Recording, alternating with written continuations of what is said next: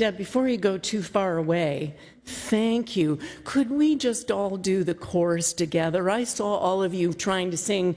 Now, we can't do the beautiful trills that you do, but if we could just do that chorus, isn't it a beautiful hymn?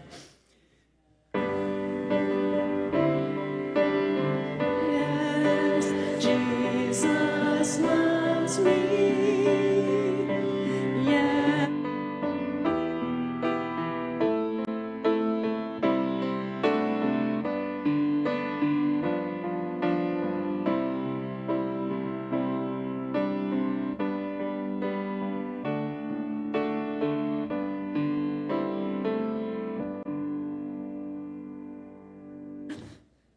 It gives me a flashback. I still remember when I was serving a congregation in London, and we had brass in and timp drums, and they did the Hallelujah chorus, and it was close to the end of the service. The trumpeters had played like crazy, and I had this spontaneous moment where I said, couldn't we just do that again? If I could have shared what those looks were like from the trumpeters. Bless their hearts, they did it again, but it was the chance for all of us to sing along. So thank you, Deb. Appreciate you humoring us that way. Well, I don't know about you, but I've grown up in a generation, especially of fairy tales, where everybody lives happily ever after. You know, and just think of some of those fairy tales. You think of, Snow White, and so she has that wonderful prince who comes into her life. Or we think of that wise third pig who was able to escape the huffing and the puffing of that big bad wolf, and so we love the end of that story. Or how about poor Cinderella, who becomes a wealthy princess, and oh, by the way, she also gets her man. So there's just these wonderful fairy tales that we've grown up on. And I'm also a murder mystery fan. I don't know how many of the rest of you are, but I love reading those. And again, whether you see them on TV or whether you're reading the books, they always have a way of resolving themselves at the end. Bad guys or gals usually end up in jail, or maybe a little worse, and usually your star character, comes through it. Maybe not totally unscathed, but you're just seeing it all settled.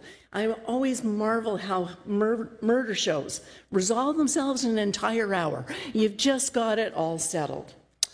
Well, I wonder if a book would sell very well if the main character was at the accomplishment of a dream for 40 years and dies before it's even done. I'm not sure that it would be on the hit list, not necessarily the best sellers list, and yet it probably should be on one of those required reading lists, because there's so much that we can learn about this ending in Deuteronomy. And as the story unfolded, God takes Moses, remember Moses, who has done so much to be faithful to God. He's basically rescued from a hidden basket. He is raised as a prince. He has this chance to lead his people into freedom and liberty. He put up with all the quarreling and the struggles that went on as they wandered in the wilderness. He was given the law. He was one who led his people. And now God has brought him to this spot on the Mount of Pisgah, and basically is saying, Moses, just take a look. And we hear that panoramic view that God describes, all that geographical territory. You can see them overlooking it. And then we're there with great anticipation, those of us who love fairy tales ending well or murder mysteries. And then God says to him, and your reward is, God says, but I'm not going to let you in. You're not going to the promised land. I'll let you see it, but you're going to die here in Moab. And so he does. And so the writer helps us to understand he's grieved for the proper amount of time, those 30 days. He's celebrated, and then they move on. they've got Joshua. Off they go. And it's Joshua who takes them into the promised land. Now, I don't know about you, but I have a red pen in hand, because my heart's beating, waiting for this grand reward for Moses, all this faithfulness. He's just lived out his entire life serving God, and then he's dead? There's a part of me that wants to get my red pen out and say, no. Let's rewrite the end of this story just a little bit. Let's make it a happy ever after. At least let Moses go through the threshold, through the door to the promised land, or as he's rounding the track, at least let him cross the finish line. But that's not how this story goes. And I have to be honest, the fairy tale person is not happy about that. There's that sense that it doesn't seem fair. All that Moses put up with, all the grumbling in the wilderness, all the stuff that he was willing to do for God in service, and then he's left dead in Moab. In fact, the Bible makes it very clear we don't even know where he's buried. And this great leader, while celebrated in the book, is done. And they move on to Joshua. And we want to reel against that. We don't really like the fact that Deuteronomy just has Moses done. But maybe there's something to be learned from this ending. Maybe we need to read it the way it is and hear what God has to teach us in this kind of text. We may be shocked, we may not like the ending, but it's really important for us to understand it, because it doesn't feel fair, it doesn't feel right, and yet it is what it is. And I think God has a great deal for us to learn as we deal with what the scripture truly says, not how we wish it would turn out. And so it's really important to understand what we can glean from this, why it would turn out this way, and how it might apply to our lives. And I think one of the things that God is making very clear through this experience is that not all of our dreams will be happy ever after. Not all of our visions and our goals will be accomplished. We will not necessarily get to every dream and complete them, because that isn't the way life unfolds. Life ultimately isn't always fair. And those of us who grew up in the fairy tale period, or where murder mysteries always resolve themselves, need to learn that we can't control it. We can't program it. We can't design it and try to figure out the third creative option that will finally get us to where we want to be. This ending in Deuteronomy is very clear, that we will not always be able to complete our goals. We will not always be able to have a happy ever after. And that may be true for ourselves or for our loved ones. And it's a hard message to hear, but it's the truth. It's what God is trying to help us to understand, that we are in God's hands, and that life unfolds as God has designed, not the way we think it should go. And unfortunately, when we get trapped into wanting it to go our way, then I use that word deliberately. We do get trapped. We start to think everything's not fair.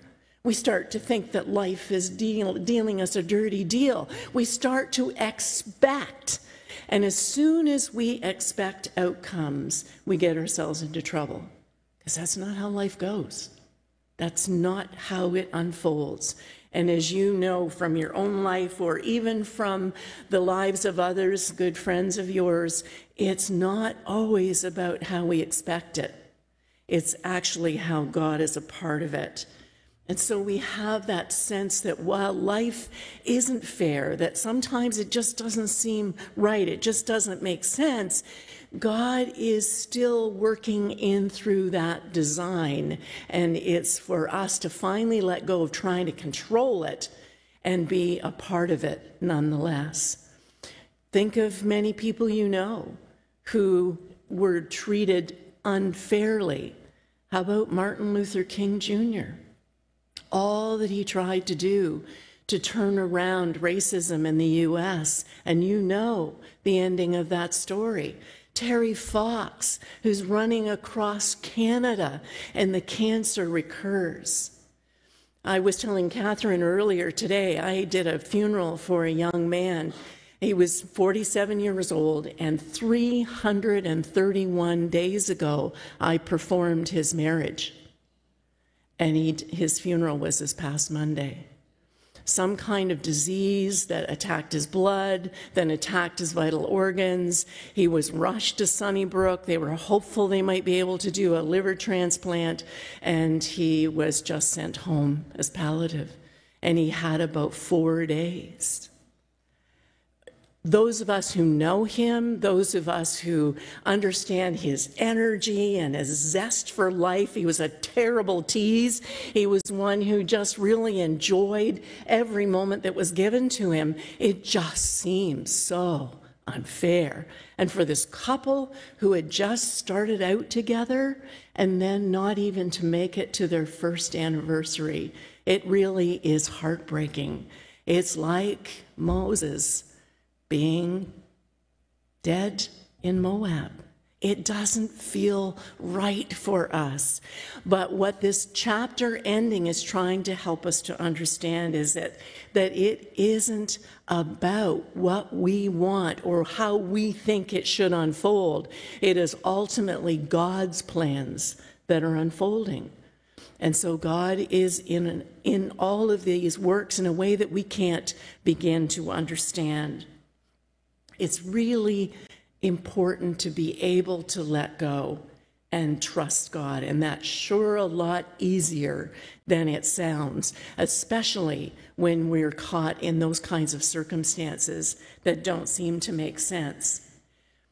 But dare I suggest that Moses didn't even think about whether it was fair or not. You see, he wasn't raised in that kind of cultural context where there was that sense of justice and fairness and equal rights for all. And that's all very much a part of our contemporary day, but not during Moses' day. He may not even have been upset because he believed he was following God's plans wherever that should go. What's important is that we follow his example, his willingness to honor God all of his life, and even when there didn't seem to be any reward in the end, he was still profoundly faithful. And that's one of the things we need to understand from Deuteronomy. When we get to the end of this chapter and our guts want to say, this just isn't fair, it's not right. Moses was one who should have been given far more accolades. History should have stopped for a moment because of all that he did. What we're forgetting is the eternal perspective. You see, we can get so focused in on our earthly life. We can get so focused on what's happening in the here and now, we lose track of that eternity that is promised to us. We lose track of an eternal gift that is given to us by God.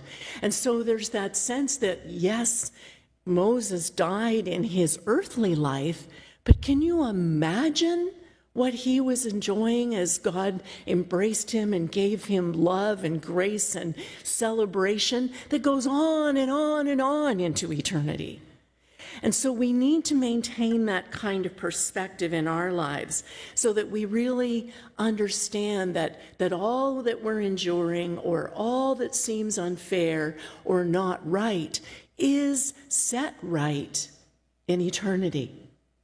We see through a glass dimly right now, but then we see face to face. And so we are to be very mindful that, yes, sometimes lives get cut short, but we need to keep putting that dynamic in that larger picture of eternity, which is not easy for us to do. If only we could do a visit just for a day, it would really help us, but that's not the way it's designed. And so God invites us to trust, as was written in Thessalonians, every day of our lives. We're not trying to please mortals or achieve certain goals. We are honoring and serving God to the best of our ability. And dreams are not always realized in this life, but then in the life to come, it all begins to make sense, and we will understand far more. And one of the other really hard lessons from this ending, this abrupt ending where Moses just doesn't seem to get his time in the light, is the reality that life goes on without us. Now, that seems almost flip, but it actually is true that there's that reality that we have to face, that we live in a particular time, in a particular era, and we have gifts to offer, we have a mission to do, but we are not infallible. We come to the end of that journey. And so God has a way of also moving on. There was Joshua, right in the wings, already able to pick up the baton, and Moses had actually anointed him for that particular role. And it's not always easy to hear, and yet somehow for me it's also liberating that I have been working for issues of justice all of my life, and you know what? I'm going to die and they're not going to be all settled. And part of me is anxious. I want to get on with it. I want to get it all fixed. I want to solve it. The other part of me realizes I have a span of time and I can only do what I can do. And the rest then is in God's hands. The baton gets passed on to someone else. I remember when we were serving in our congregation in Sutton, and it started at a very small church, and so we doubled, which meant that we kind of went from 30 to 60, and so it was an exciting time and thrilling. We had some kids come to the church. It gave the church, okay, Will the youth groups continue to flourish? Will people get the pastoral care that they need? And we sincerely fretted about that. But we felt God's call and we've moved on. And so did the congregation. They didn't fall apart at all. They kept growing and they kept blossoming. And it was such an important lesson for us to learn, that we were there for the right time and God called us. And then there was the right time for the next very capable person that came in and did other unique ministries, and the congregation flourished. It's not easy to hear that we have a timeline.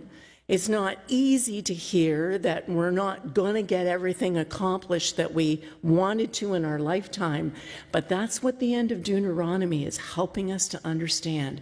We are in God's mission. We are called to serve God, not necessarily having to get to those results. We are to serve God in the moment, in the process, in the becoming. We are there to be God's agents for peace and love and grace in our time and in our space. And so Moses did a remarkable job, but the work wasn't done. The promised land hadn't been reached yet. And yet Joshua picked up that baton and carried them into the next phase of their history. The writer of Deuteronomy ultimately is inviting us not to focus in on Moses at all. We're to focus in on God. and what God is doing, how God is helping everything to unfold in God's timing, and how God is working through the designs and the goals that God has, not in our timeline, but rather in God's greater timeline. And so it's important for us to allow ourselves to let go, to allow ourselves to realize that we are very much a part of God's plan, that we have unique gifts to offer, but the time comes when others will carry on when our work is complete. I love, this is just an aside, but I love how Deuteronomy tells us that his sight wasn't impaired. And he was still, very active, and yet his time was done. And it's important for us to realize that God is actively engaged in our lives. God is working through us no matter what age we are. And God ultimately continues God's plans when our time is done. So, if we can let go of needing happy ever after and everything to be resolved and all the outcomes to come out the way we want, if we can let go and allow God to guide and direct, then the strange thing is that we'll find that profound sense of purpose. And when we do, we actually do live happy ever after. So what will the end of your story be? To God